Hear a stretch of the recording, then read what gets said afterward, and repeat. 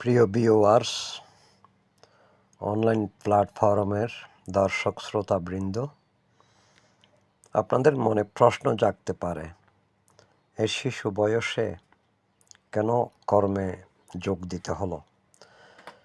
সেই এক মহা উপন্যাস যা বিমল মিত্রের করে দিয়ে কিনলাম একক, দশক, শতক, এগুলো লিখলেও শেষ হবে না। মুক্তিযোদ্ধা বাবা আমার মুক্তিযুদ্ধের পরে দুই ভাই এবং এক ভাইপোকে হারিয়ে ভীষণ বেকায়দায় ছিলেন বলে পরিবারে অন্য চিন্তা চমৎকার আচ্ছন্ন হয়েছিল। ভাগ্যিস মামারা বড় লোক ছিলেন। বলতে পারেন মামারা কেন লেখাপড়া করাননি, সেটা ভিন্ন প্রসঙ্গ। প্রত্যেকটা জিনিসেরই তো কার্যকারণ থাকে। তো আমার দিনাতিপাত চলছিল শহর চট্টগ্রামে, দেওয়ানহাট মোড়ে। ওখান থেকে দেখতাম রাতে রেলের হুইসেল শুনতাম। কি যে একটা মজার ব্যাপার ছিল না। 4 তলায় উঠে শোঁ শোঁ করে হাওয়া আসতো বাটালি হিলের পাশ থেকে।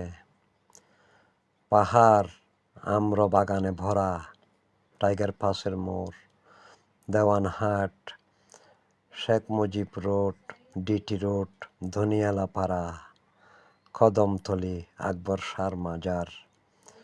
এটা কথা মনে পড়ে। আরমান হোটেলও ছিল, আম্বিয়া হোটেলও ছিল। ওগুলো খুব চালু হোটেল ছিল। বিল্ডিংটা ছিল আসলে সুলতান মিয়ার। দেওয়ানহাটে আগে বিশাল গরুর বাজার বসতো, এখন বসে কিনা জানি না।